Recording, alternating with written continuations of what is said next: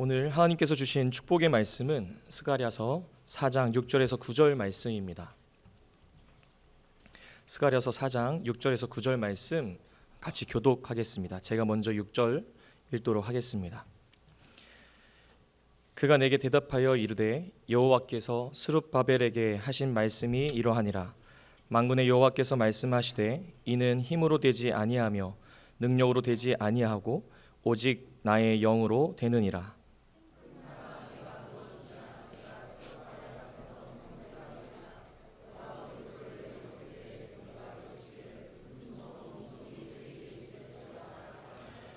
여호와의 말씀이 또 내게 임하여 이르시되 스룹바벨의 손이 이 성전의 기초를 놓았은즉 그의 손이 또한 그 일을 마치리라 하셨나니 만군의 여호와께서 나를 너희에게 보내신 줄을 너희가 알리라 하셨느니라. 아멘. 목사님, 담임 목사님이 그 남미 선교 가셔서 대신 제가 설교해 되는데 무한 영광으로 생각합니다. 제가 재직 세미나도 왔었고 지금 아마 3번째쯤 온 걸로 기억이 드는데 전혀 모르시죠? 네. 그때 안 오셨으니까 그럴 겁니다. 따라서 합시다. 나는 손을 내밀고 나는 하나님의 형상을 입은 고귀한 걸작품이다. 그래서 하나님이 나를 옆에 사람에게 너를 포기하지 않으시고 반드시 역전시켜 주신다. 네, 아멘 하신 분들은 역전의 주인공이 다 되시기를 축복합니다. 영국의 유명한 역사학자 아놀드 토일비는 이 세계의 문명은 도전과 응전으로 움직여 갔는데 그 도전을 어떻게 성공적으로 응전했느냐에 따라서 그것이 생산성도 있고 탄생도 되고 성장도 되어 간다. 끊임없는 도전이 오죠. 여름 피서철이라 이제 바다로 해변으로 가요. 해변으로 갈 터인데 바다에 가면 크고 작은 파도가 우리에게 다가옵니다. 잔잔한 가면 어느 날 막 높은 파도가 폭풍우가 몰아칠 때도 있죠. 파도에 겁이 나서 다 벌벌 떨고 바닷가에서 그냥 찰싹거리는 바닷가에서 물만 담그고 오는 경우도 있는데, 그런데 파도가 높을수록 좋아하는 사람들이 있어요. 누굴까요? 파도 타기 하는 사람들.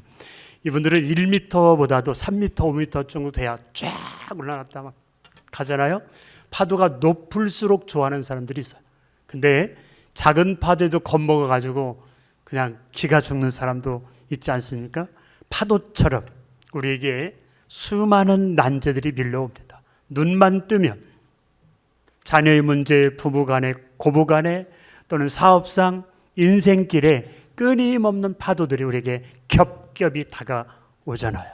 오늘은 어떤 인생의 문제로 힘들게 힘겹게 살아오다가 오늘쯤 교회 올라가면 해결될 수 있을까 하는 기대감이 있었을 거예요. 끊임없는 도전 속에 우리 인생의 응전은 어떤 방법으로 응전하면 인생의 미래가 열려지고 해결의 실마리가 풀려지게 될까요? 중국에 한 전도자가 있었는데 그는 전도하는 일에 최선을 다하는 아주 위대한 사람이었어요. 근데 병 때문에 시름시름 앓고 이걸 어떻게 해결할 수가 없는데 어느 날 기도하는 중에 하나님이 환상 가운데 꿈을 꾸게 되었어요. 양자강을 배를 타고 거슬러 올라가는데 커다란 바위산에 장애물이 나타난 거예요. 그래서 하나님께 기도했습니다. 하나님, 제가 저 양쯔강을 거슬러 올라가서 또 다른 곳에 목적지를 향해 가야 되는데 저 장애물로 인해서, 저 도전으로 인해서 제가 항해를 할 수가 없습니다. 하나님 도와주세요. 하나님 어떻게 하면 좋을까요? 기도하는데 하나님께서 워치만니라는 사람인데, 워치만니, 내가 저 바위산을 제거해 주는 게 좋겠어? 아니면 이 물이 바다 덮음같이 막 높이, 수면에 높이 올라와서 배가 그 바위산 위로 항해하는 게 좋겠니? 그러니까 가만히 곰곰이 생각해 보니까 바위산은 가다가 또 나타나고 또 나타나고 계속 또 나타날 터인데, 물이 바다 덮음같이 물이 가득 창이란 물이 되면 이 산을 넘어서, 이 바위산을 넘어서 목적지까지 가는데 전혀 문제가 될 수가 없잖아요. 하나님,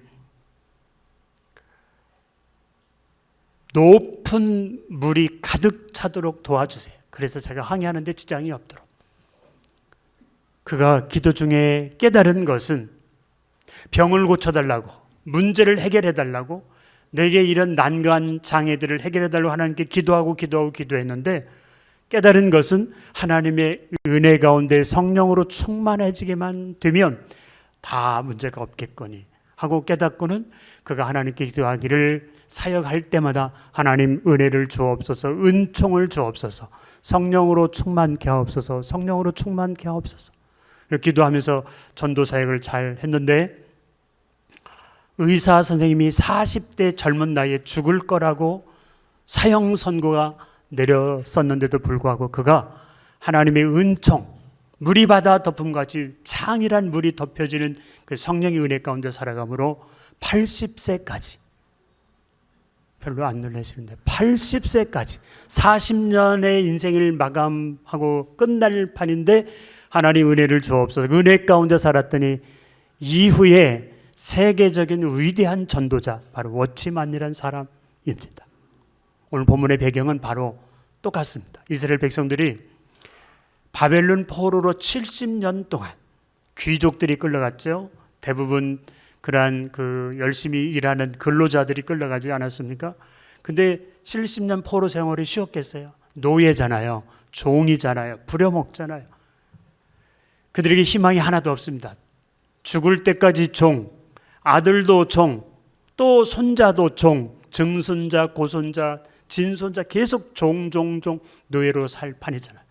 근데 하나님께서 비상간섭하셔서 고레스 왕의 칙령을 통해서 너희 고향 귀국해라, 고향으로 가라, 그리고 가서 너희들이 염원하던 그 성전 재건 운동을 시작해라 라고 명령을 내렸어요.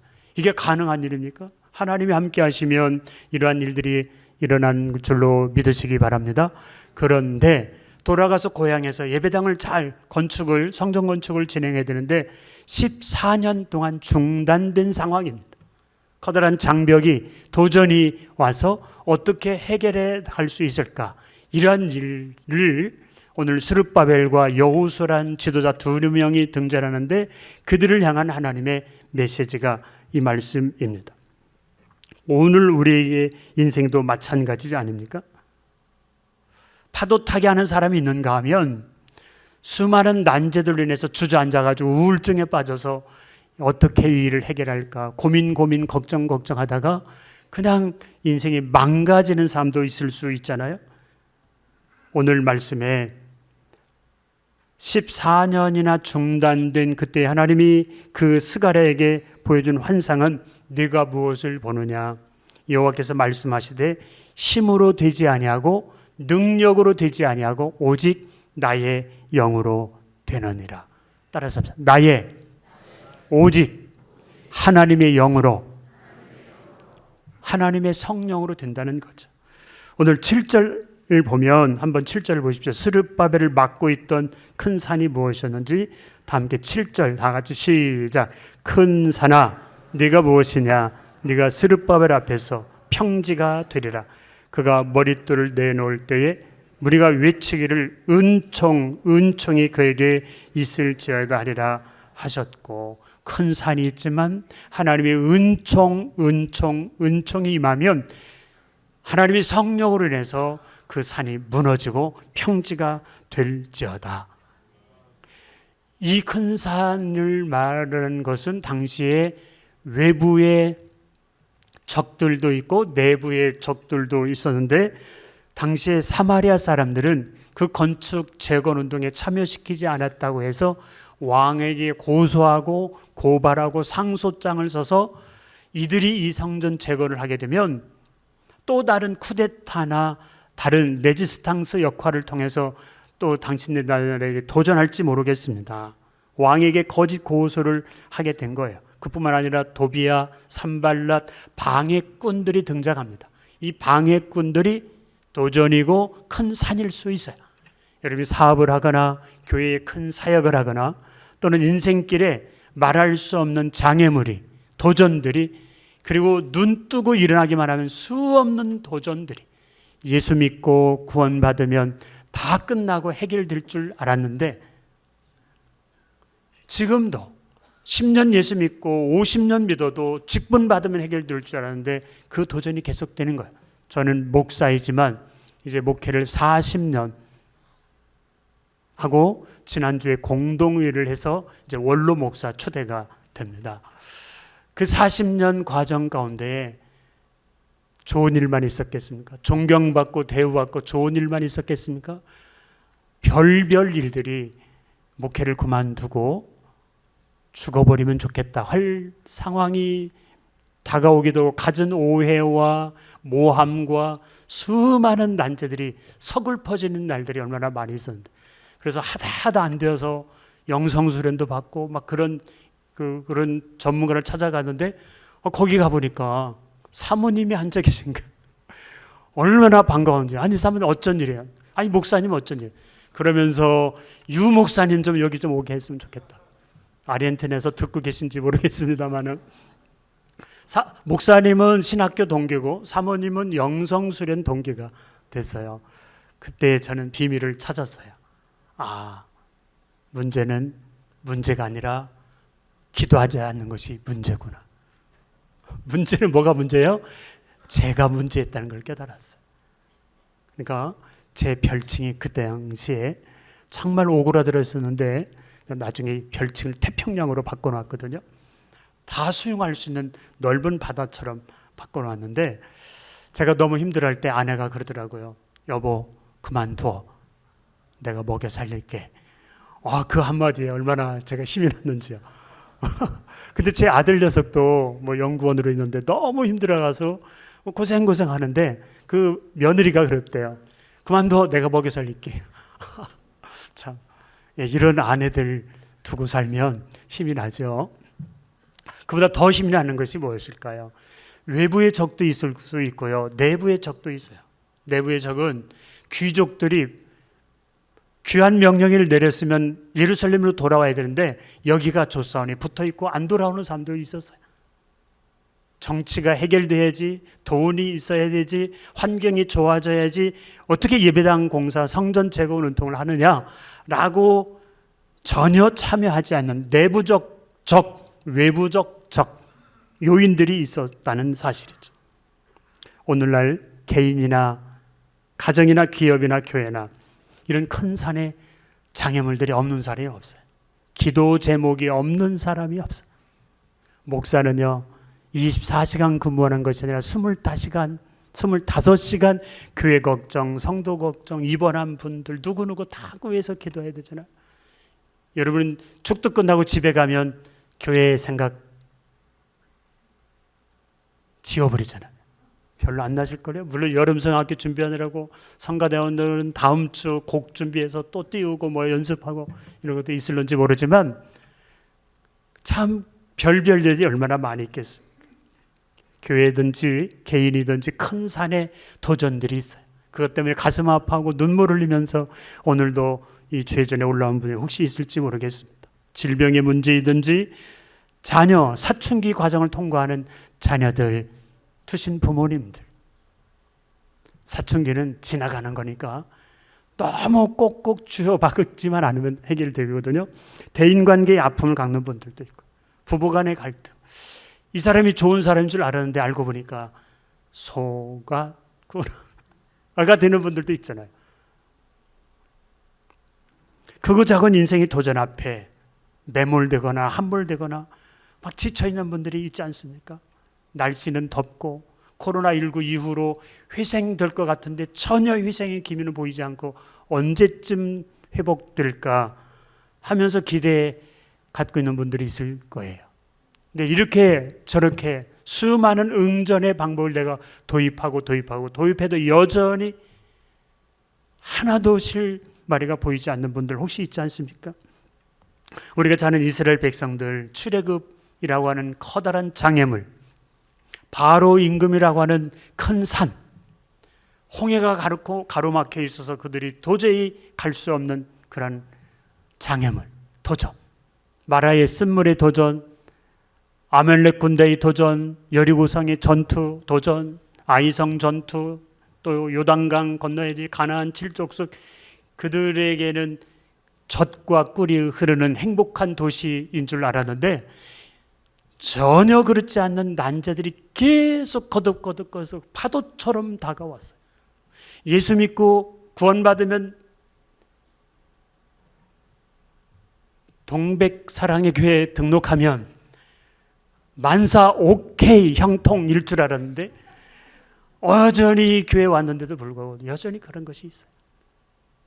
죽을 때까지, 무덤에 들어갈 때까지 이게 없는 사람이 없어요. 다 있어요. 문제는 그것을 어떻게 해결하느냐, 응전의 태도가 중요한 거예요. 여러분의 장애물은 뭐예요? 다윗은 골리앗이라고 하는 엄청난 거인의 등장으로 인해서 사울을 비롯한 이스라엘 백성들이 다 벌벌 떨고 있을 그때에 너는 칼과 단창으로 갑옷과 투구로 내게 나왔지만 나는 만군의 여호와 이름으로 내게 나아가노라. 물맷돌 가지고 가서 그를 쓰러뜨리잖아요. 무엇이? 자기 방법과 수단과 인간의 노력과 수고가 아니라 하나님의 방법으로, 하나님의 영으로 나아갔더니 하나님께서 평지가 되는 은혜를 주신 줄로 믿습니다. 인생의 모든 장애물 앞에 인간의 수단 방법 쓰다가 자포자기 하지 말고 기도나 해볼까가 아니라 하나님께 먼저 엎드려 구하면 하나님께서 길을 평지로 만들어 주실 줄로 믿습니다. 하나님을 붙잡아야지 다른 것, 요셉이 백을 붙잡았나요? 단단한 권력을 붙잡았나요? 다윗이 사울을 붙잡았나요? 아니면 골리앗을 붙잡았나요? 그는 오직 하나님만 의지했더니 하나님께서 다 해결해 주신 줄로 믿습니다.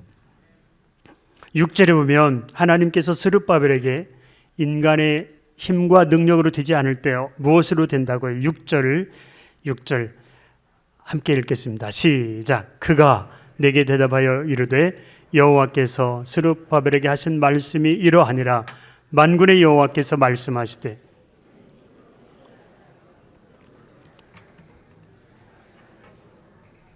네, 인간의 힘, 인간의 능력, 인간의 수단, 과학, 인간의 위대한 여러 가지, 삼손이 얼마나 힘이 있었어요. 최고의 힘 자랑했는데 하나님의 성령이 떠나니까 그는 방앗간에서 돌적이 굴리는 그런 맷돌 돌리는 그런 방앗간에 맷돌 돌리는 사람은 전락했잖아요.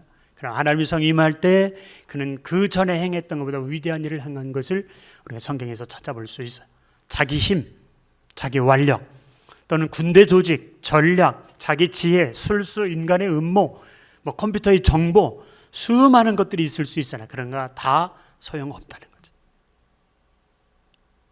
힘으로, 능력으로 되지 않고 뭘로 된다고요? 하나님의 영, 성령으로. 성령이 무엇이길래? 성부, 성자, 성령님은 성삼위 하나님이시잖아요. 성령은 부활의 영, 그리스도의 영, 하나님의 영 동일하게 불려집니다. 이 단어의 원래 뜻은 두나미스, 두나민, 메가스, 메가톤, 그런 화약의 질량 단위를 쓸 때 쓰는데 히로시마 나가사키의 원자폭탄 3만 톤으로 인해서 무조건 항복했죠. 미국을 점령했던, 잠자는 사자를 건드렸던 일본이 이제 원자탄을 해서 그들이 항복하고 말았습니다. 나가사키에 가보면 원자폭탄이 떨어진 파편마저 죽은 사람보다도 그 섬광에 의해서 잠깐의 섬광으로 수십만 명이 그냥 눈 깜짝할 새에 잿처럼 다 먼지처럼 사라졌어요. 그런데 히로시마 나가사키에 떨어졌던 원자폭탄의 300만 배, 3천만 배, 3억 배, 3조 배. 날씨가 더워서 그런지 전혀 반응이 없는 것 같아요. 이쪽 보고 와야 됩니다. 어마무시한 원자폭탄의 위력보다 더 큰 위력이 성령의 역사예요. 부활의 권능이에요. 이때 썼던 단어가 하나님의 성령의 힘, 부활의 권능이라는 단어를 쓰고 있습니다. 뭐 느껴지지 않아도 괜찮습니다만 요걸 생각하면 되겠어요. 예수님이 십자가에 죽으셨을 때에 제자들이 다 흩어졌어요. 도망자가 됩니다. 제자 훈련을 얼마나 많이 받았어요. 배신자가 됩니다. 배 혼입을 뒤집어 쓰고 도망칩니다. 매 맞을까봐 죽을까봐 너 현장에 있었잖아. 여자 종 앞에서도 부인하고 다 흩어졌잖아요. 그런데 몇 날 못 지어서 너희들 가운데 오순절에 성령이 강림할 것을 말씀했고, 그러고 나서 부활하신 주님이 그들 앞에 나타났어요. 얼마나 놀라! 죽음을 이기시고 하나님의 말씀대로 살아나시고 무덤을 터뜨리고 살아나신 예수님이 그들 가운데 현현하시고 손으로 만져주시고 고기도 먹고 식사도 같이 하시는, 죽음을 이길 만큼 원자폭탄은 죽이는 일은 했지만 그 죽음에서 일어나는, 이것을 우리는 부활이라고 하잖아요. 언제 부활절을 지키셨죠? 콘스탄틴 대자가 313년 기독교를 공인하고 난 연후에 태양신을 섬기던 로마와 그 시대에 헬라 문화권에 있던 사람들을 하나님을 섬기라고 썬데이를 그들에게 주일로 섬기도록, 크리스찬들을 섬기도록, 부활의 날을 섬기도록 바꿔놓은 거죠. 이러한 일들이 어떻게 가능했을까요? 부활을 목격한 제자들이, 그 제자들이 로마의 채찍 앞에 감옥을 가둬두는 이 무시무시한 죽인다고 하는 이 엄포 앞에 그들이 다 도망자였잖아요. 근데 부활하신 주님 만나고, 너희가 십자가에 못 박아 죽인 예수를 하나님께서 살리셔서 주와 그리스도가 되게 하셨다. 주와 그리스도가 되게 하셨다. 그래서요, 부활절날 춘분이 지나고 만월이 지난 첫 번째 맞이하는 주일을 부활절로 지키는데, 부활절날 칸타타하고 촛불 예배 드리고 또 계란 나눠 먹고, 그날 그러고 기념비로 지나라고 한 것이 아니라, 지나고 나서 오늘 주일은 오늘 부활의 날로 섬기고 있는 거 맞나요? 까맣게 잊어버리고 있잖아요. 오늘도 부활절 찬양을 불러야 돼. 내일도 부활의 날은 매일매일이 365일이 부활의 날, 매주 52주가 부활의 날로 지켜져야 되는데, 어느 날부터 조직신학 책이 잘못되어서 미국에서 들어온 조직신학 책에 보면 팀 켈러가 부활을 입다라는 책을 쓰게 되는데, 저도 그 책을 보고 제가 막 뒤집어지는 줄 알았어요. 당시 조직신학자가 예수님의 십자가의 죽음은 한 300페이지를 할애하는데 부활은 3페이지도 안 썼어. 사실은 동등하게 써야지. 300페이지 쓰면 부활도 300페이지를 써야 되는데 부활은 슬쩍 지나가고 말았어. 그 뒤로 조직신학에서, 교회에서 부활은 부활절날 한 번 하고 끝나버린 거야. 오늘도 부활하신 주님을 환영하고 부활하신 주님과 함께 살고, 내일도 모레도 죽음 건너편에 갈 때까지 매주 52주가 부활의 날을, 부활의 날을 경험하고 그렇게 살아야 할 줄로 믿습니다. 거기에 생기가, 너희가 살리라, 너희가 살아나리라. 에스겔서 37장의 마른 뼈들이 아무것도 못할 때에 하나님의 영이 너희 가운데 부어지면 따라서 합니다. 너희가 살리라, 너희가 살아나리라. 그 터전 후에 교회가 탄생됐어요. 그래서 교회는 날마다 살리고 또 살리고 살아나고 살아난 체험을 간증하고 고백하고 그 기적 가운데 살아나는 믿음의 공동체, 바로 동백 사랑의 교회가 되기를 주의 이름으로 축복합니다. 교회 와서 살리는 일을 해야지 맨날 죽겠다 염려 근심 걱정에 계속 빠지면 정말 죽어요. 염려에 빠지면, 염려의 그늘 속에 염려를 묵상하면, 걱정을 묵상하고 걱정을 고민하면 우울증에 빠져요. 24시간 걱정. 우리 걱정 시작해 볼까요? 염려에 한번 빠져볼까요? 그러면 염려에서 빠져나오지 못해서 우울하게 살아요. 그런데 그때에 부활하신 주님을 묵상하고 부활하신 주님을 찬양하고 부활하신 주님을 환영하고 의지하고 그러면 24시간, 25시간 전지전능하신 하나님의 권능의 능력이 염려를 정복하고 걱정을 다스리게 되고 평지가 되게 만들 줄로 믿습니다. 이것이 신앙생활인 거예요. 부활절 한번 부활절 찬송하고 끝나는 것이 아니라 매일이 부활의 삶으로 살아내는 것, 바로 하나님의 성령이 우리 가운데 함께할 때에 이런 역사가 일어날 줄로 믿습니다. 힘으로 안 된다는 거죠. 수많은 도전과 수많은 난제들 앞에서 우리는 어떻게 응전하느냐? 내 힘이나 내 능력이 아니라 내 기술이나 정보 능력, 돈이나 교회생활을 오래 한 것이 전혀 아니고 하나님의 성령의 은총을 힘입으면 넉넉히 이기게 될 줄로 믿습니다. 제자들이 바로 그렇게 하지 않았어요? 그래서 제자들을 일컬어서 세상이 감당치 못할 천하를 어지럽히는 사람. 나쁜 의도가 아니라 이제 채찍이 아무리 때려도 아플 텐데 아프다고 꾀부리지 않고 수모와 고뇌에 찬 말할 수 없는 그들에게 모함을 해도 웃으면서 그것 때문에 마음 뺏기지 않고 오직 예수 그리스도 주와 그리스도가 되게 하셨다고 이 일만 말하는 거야. 채찍에 때려도 감옥에 가둬도 너희 입으로 도무지 말하지 못하게 막아놓아도 내가 너희 말 듣는 게 좋겠냐, 하나님 말씀 듣는 것이 좋겠냐. 이 정도 되면 이게 진짜 예수 믿는 사람이 아닐까요? 눈치 보고 여기저기 슬퍼하고 그것 때문에 빠져서 비실거리고 이거 뭔가 문제죠. 하나님의 부활의 영에 성령에 충만하니까 세상이 감당치 못할 교회의 경력을 말하는 것이 아니에요. 모태 신앙하고 묻는 것이 아니에요. 신학교를 어디 나왔느냐고 묻는 것이 아니라 성령의 사람이냐. 성령의 사람. 제가 오늘 여기 1시간 전에 왔어요. 혹시 길이 막힐까 봐. 1시간 전에서 모퉁이에서 차를 세워놓고 이제 설교문을 다시 여러분으로 열었는데 이게 안 뜨는 거야. 아이고 큰일 났다. 오늘 어떻게 원고 없이 그냥 할까? 막 별별 생각하는데 보니까 제로예요, 제로.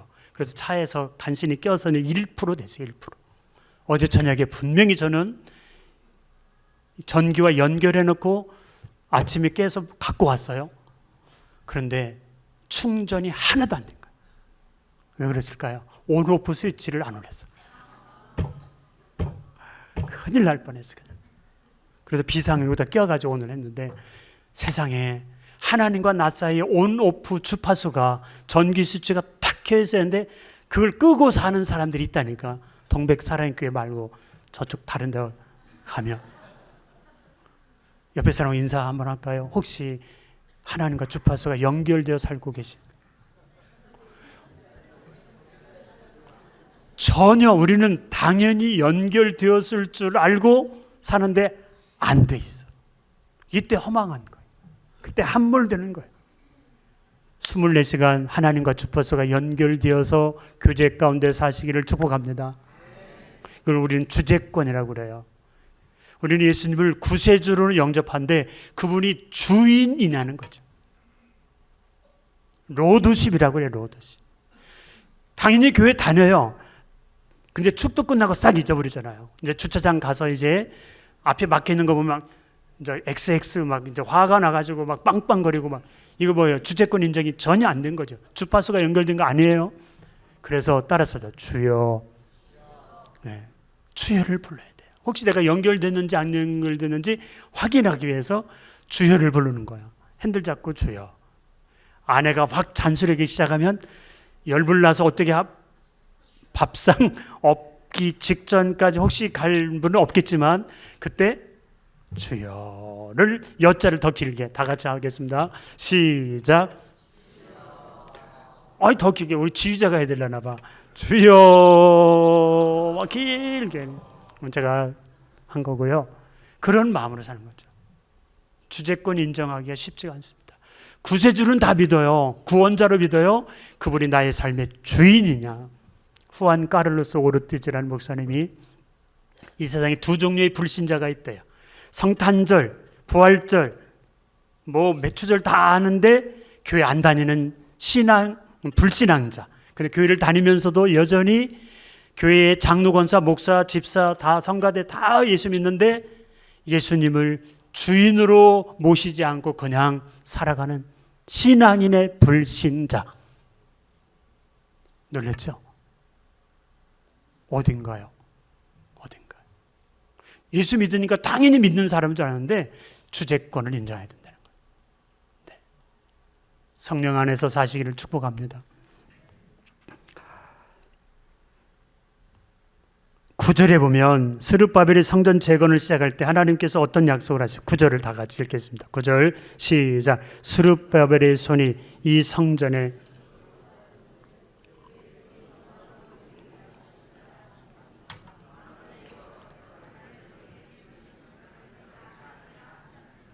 네, 스룹바벨 총독과 여호수아 제사장을 통해서 그 일을 다 이루어 가시는데 시작해 한 분이 하나님이신데 마지막도 너를 통해서 다 이루리라.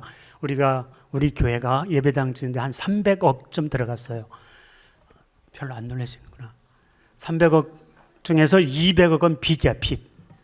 제가 빚더미 위에 살다가 지난 3월 달에 제로가 됐어요. 그래서 은퇴하는 거예요. 와, 그동안에 진짜 이게 얼마나 이자 올라갈 때마다 참 잠이 안 와요. 그런데 하나님 은혜로 하나님이 네 손으로 마치리라 스룹바벨에 말하신 것처럼 하나님이 쫙 해결해 주셨어요. 여러분 인생에도 이렇게 해결할 수 있는 방법이 뭐예요? 사탄은 사마리아 사람 동원해서 산발랏 도비아와 이 하나님이 거룩한 성전 재건 운동을 방해하는 사람들이 있어요. 여러분, 절대 하나님이 교회에 유익한 것을 찾아서 함께 하나님을 기쁘시게 하나님 나를 위해서 살아드리면 하나님이 반드시 생애 뒷감당을 책임져 주실 줄로 믿습니다. 반드시 책임져 주세요. 자랑 하나 하고 갈게. 제 아들이 자랑해도 되죠? 하나님 은혜로 말할게요. 하나님 은혜로 우리 아들이 군대 갈 때 군에서 받은 월급을 유학하려고 다 모아두었어요. 근데 교회 건축하는 걸 알고 전액을 건축금 내더라고요. 하나님이 받으셔서 유학은 자동으로 공짜로 갔고 그리고 카이스에서 석박사를 마치고 에트리라는 곳에 근무를 했습니다.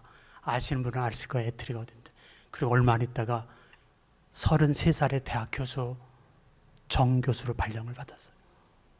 더 나가서 며느리를 이대에 나온 의사를 며느리를 맞이해가지고 하나님이 보상해 주시더라고요. 하나님 이렇게 보상하시는구나. 물론 거기 학교가 아니라 하나님이 그렇게 길을 백 없고 돈 없고 힘 없고 가난하고 아무것도 보잘것없는데 하나님을 기쁘시게 하나님 나라를 위해서 하나님의 영광을 위해서 모든 수모도 짓밟힘도 여러 가지 아픔도 다 견디고 하나님을 기쁘시게 했더니 하나님이 어마어마한 교회와 또 자녀들을 통해서 이렇게 연결해 주시더라고요. 하나님이 하시면 다 됩니다. 하나님 나라를 위해서 헌신하면 하나님이 역사를 이루어 가실 줄로 믿습니다. 하나님께서 이 고레스 왕을 통해서 귀향해서 성전 재건 운동을 해라 그런데 방해가 있었습니다만 하나님의 은혜로 이 고레스 왕이 역대 선왕의 일기를 펼쳐보는 중에 다리오 왕에게 올렸던 상소 중에 선대왕의 두루마리를 발표했는데 에스라 6장에 오면 성전 건축 역사를 막지 말아라. 계속 공사를 진행하라. 이 명령을 어기는 자는 거름더미가 되게 하리라. 이 옛날 선대왕의 그 일기를 보면서 다시 그들에게 회복해 주는 거죠. 이걸 누구도 왕 자신도 거름더미로 치달을 수 있잖아요.